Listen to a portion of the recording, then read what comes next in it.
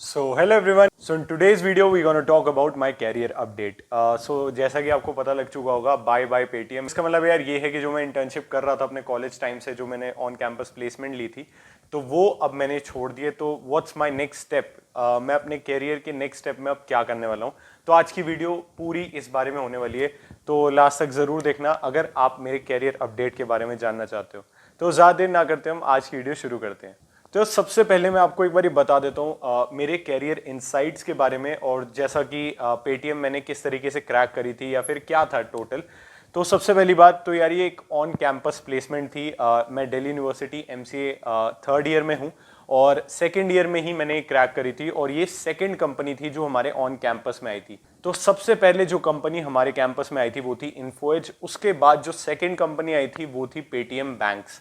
तो Paytm banks में मैं वर्क कर रहा था as a software development intern, और मेरे पास फुल टाइम का ऑफर भी था, और मैं बैकएंड टीम में था। और मेरे जो टेक स्टैक यहाँ पर थे, टेक स्टैक यानी कि कौन सी टेक्नोलॉजी पे हम वर्क कर रहे थे। तो सॉफ्टवेयर डेवलपमेंट इंजीनियर के पास वेरियस टेक स्टैक्स हो सकते हैं, फ्रंट एंड, बैक एंड और फुल स्टैक भी। तो लेकिन यहाँ पर मैं बैक एंड इंजीनियर था, और यहाँ पर जो भी टेक स्टैक यूज करते थे वो थे स्प्रिंग बूट, जावा, माइक्रो सर्विसेज वगैरह वगैरह। तो जो भी बैकएंड पे टेक्नोलॉजीज यूज होती हैं वो। उसके बाद मैं बात करूंगा अपनी रिस्पॉन्सिबिलिटीज की। तो अब जब मैं उस ऑर्गेनाइजेशन को छोड़ चुका हूं तो मैं आपको बता सकता हूं कि I was in the KYC department. तो केवाईसी आपको पता है, पेटीएम में केवाईसी वगैरह करानी होती है, तो उस डिपार्टमेंट में था मैं। एंड अगर आप जानना चाहते हो कि ऐसी फील्ड में, बैकएंड इंजीनियर की फील्ड में क्या क्या काम होते हैं, तो उनमें से कुछ है कि आपको यूनिट टेस्ट केसेस लिखने होते हैं। बहुत सारी जो फीचर्स हैं वो पहले से इंप्लीमेंटेड होते हैं, तो आपको वहां पर यूनिट टेस्ट केसेस लिखने पड़ते हैं। न्यू फीचर एडिशन यानी कि नए फीचर्स ऐड करने होते हैं। अगर मान लो कि नए फीचर्स ऐड करने होते हैं केवाईसी के अंदर, तो we have to add that, we have to hard code them and we have to test them, and also with this we have to find the bugs. तो पुराना जो भी कोड होगा और हम नया कोड इंटीग्रेट करेंगे, तो जाहिर सी बात है कि आपके उस कोड में बग जरूर आ सकते हैं, एरर्स आ सकते हैं। तो उन एरर्स को फाइंड आउट करना और उसके हिसाब से टेस्ट केसेस लिखना और उस चीज़ को अच्छे से इम्प्लीमेंट करना, तो ये एक तरीके से रिस्पॉन्सिबिलिटी थी एक बैकएंड डेवलपर की वहाँ पर। ओके, तो अब हम बात करते हैं मेरे वर्क एंड सीटीसी, यानी कि मेरा जो कंप्लीट पैकेज था पेटीएम में, उसके बारे में बात करते हैं। मैंने ढंग से आपको नहीं बताया था, तो अब मैं आपको बता सकता हूँ। तो सबसे पहले वर्क लाइफ जो थी, वर्क लाइफ बैलेंस पेटीएम में बहुत बहुत बहुत ज़्यादा अच्छा है। वहाँ पर वर्क आपको मिलता है, लिमिटेड मिलता है, और वहाँ पर जो आपको टाइम मिलता है वो काफ़ी ज़्यादा मिलता है कि आप अपने पर्सनल बेसिस पे बहुत कुछ चीज़ें कर सकते हो। और अगर ये मैं कह रहा हूँ तो ये इसलिए नहीं कह रहा क्योंकि मैं इस वक्त यूट्यूब पे कह रहा हूँ और ये अच्छा बताने के लिए कह रहा हूँ, लेकिन लिटरली वहाँ की जो टीम थी बहुत ही ज़्यादा सपोर्टिव थी, और वहाँ के जो मेंटोर्स थे वो काफ़ी ज़्यादा अच्छे और आपको बहुत अच्छे से समझाने वाले थे। लेकिन हाँ, वहाँ पर जो वर्क लाइफ बैलेंस था वो काफ़ी ज़्यादा बढ़िया था as compare to other companies. तो वहाँ पर एग्जैक्टली मैंने 2 मंथ्स काम करा, और वो ट्रेनिंग पीरियड ही था, तो जिसे हम एग्जैक्टली कह सकते हैं कि वो काम उसमें इतना नहीं हुआ था, और सिर्फ लर्निंग फेज पे ही थी वो मेरी इंटर्नशिप, जिसको मैंने बीच में ही छोड़ दिया। अब हम बात करते हैं वहाँ पर सीटीसी की। तो सीटीसी पेटीएम हर कॉलेज में अलग देती है, हर ऑफ कैंपस जो स्टूडेंट होता है उसे अलग देती है, क्योंकि नेगोशिएशन करनी होती है आपको। तो हमारा जो कॉलेज है वो बैंड 2 कॉलेजेस में आता है। बैंड 1 में ऑब्वियसली आईआईटीज आते हैं, और एनआईटी के कुछ कॉलेजेस आते हैं जिनमें बीटेक ही अलाउड होते हैं, एमसीएस नहीं लेती, मतलब बिल्कुल ही नहीं लेती।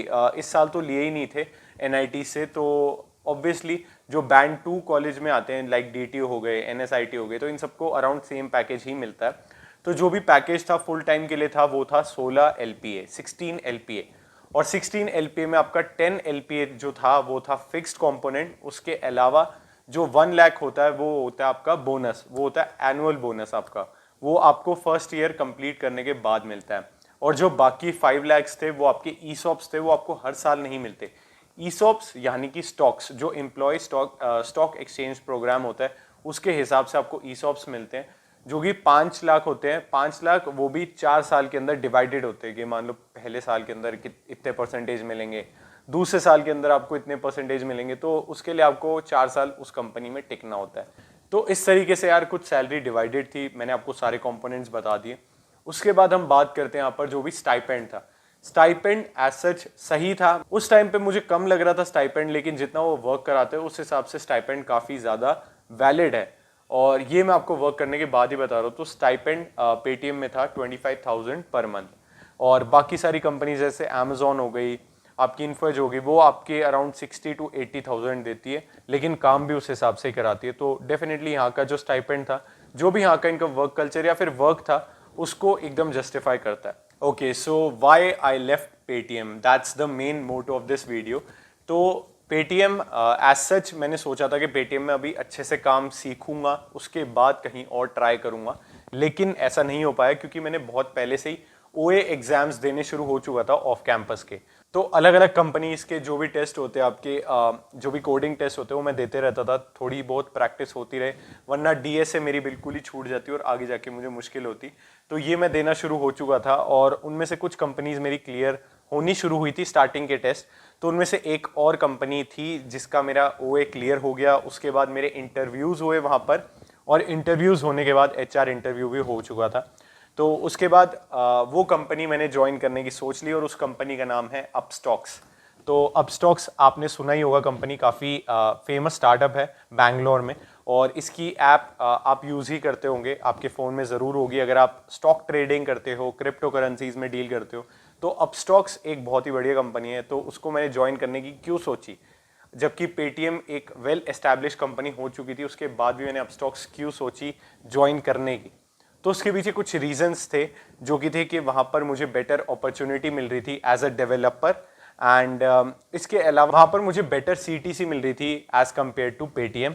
एंड वहाँ पर जहाँ तक मैंने पूछा था अपने सीनियर्स से और वहाँ के कुछ एम्प्लॉयज से, तो वहाँ पर जो वर्क था वो पेटीएम से काफ़ी ज़्यादा तेज़ पे चल रहा था। यानी कि पेटीएम एक वेल एस्टैब्लिश कंपनी है, यानी कि जो केवाईसी कंपोनेंट में काम कर रहा हूँ पहले से ही बना हुआ है, उसको मुझे मेंटेन करना है, छोटे छोटे फीचर्स ऐड करने हैं।